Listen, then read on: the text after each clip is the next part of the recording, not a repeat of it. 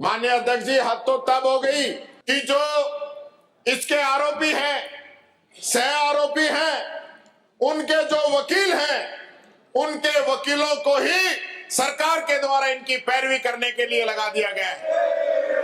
क्या यही zero tolerance है भ्रष्टाचार के विरुद्ध? इनके भी वकील थे और अब इनकी भी पैरवी कर रहे हैं। क्या सरकार इसकी जांच कराएगी? गरीबों का पैसा हड़पने के लिए लगभग 125 सेल कंपनियां बनाई गई। लगभग 200 लोगों ने मिलकर एक संगठित गिरोह बनाया और उस गिरोह के द्वारा आम पब्लिक की पूंजी हड़पने का काम किया गया। माननीय अध्यक्ष महोदय, इन लोगों पे सैकड़ों मुकदमे दर्ज हैं। माननीय अध्यक्ष महोदय, मैं आपको धन्यवाद देना चाहूँगा जो मुझे इस गन पे बोलने का मौका दिया।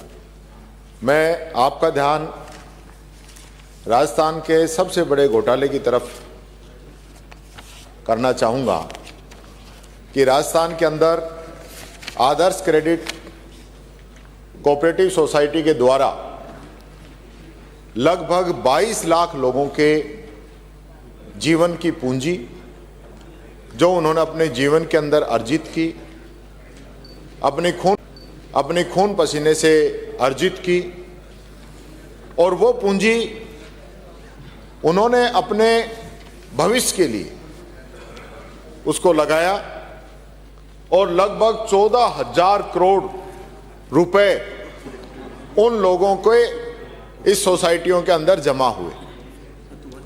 बात यहीं तक खत्म नहीं होती माननीय अध्यक्ष जी।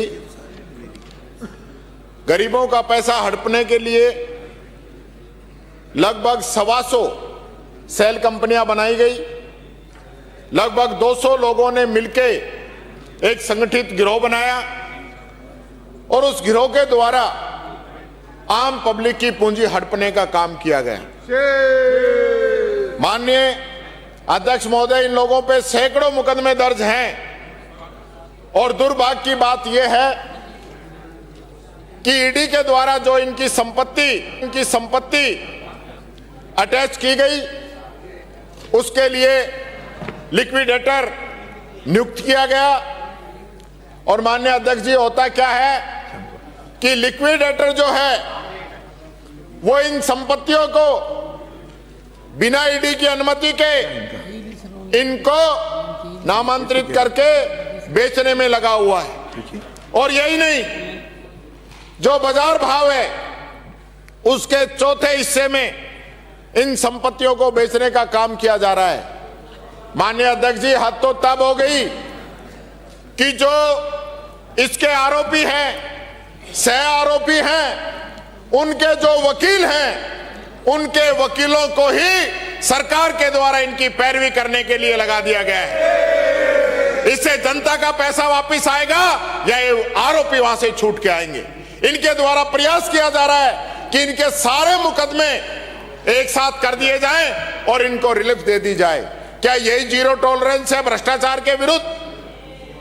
जो संपत्ति अटैच है बिना ईडी की अनुमति के कैसे बेची जा रही है? और उन लोगों को, भोले भाले लोगों को ये उम्मीद थी कि इनकी संपत्ति अटैच है तो कुछ तो हमें इससे वापस मिलेगा, लेकिन वो वापस मिलने की बजाय उनको भी खुर्द-बुर्द किया जा रहा है। मैं माननीय अध्यक्ष जी, आपके माध्यम से ये निवेदन करना चाहूंगा, सरकार से ये जवाब चाहूंगा कि सरकार इस पे स्थिति क्लियर करे कि आप उन लोगों का पैसा वापस दिलाएंगे और वो आरोपी हैं उनके खिलाफ सख्त कार्रवाई करेंगे। और जो लोग, इनके भी वकील थे और अब इनकी भी पैरवी कर रहे हैं, क्या सरकार इसकी जांच कराएगी कि इसके अंदर भारी भ्रष्टाचार, भारी घोटाला किया जा रहा है? आपने मुझे बोलने का मौका दिया, बहुत बहुत धन्यवाद। सुरेश मोदी।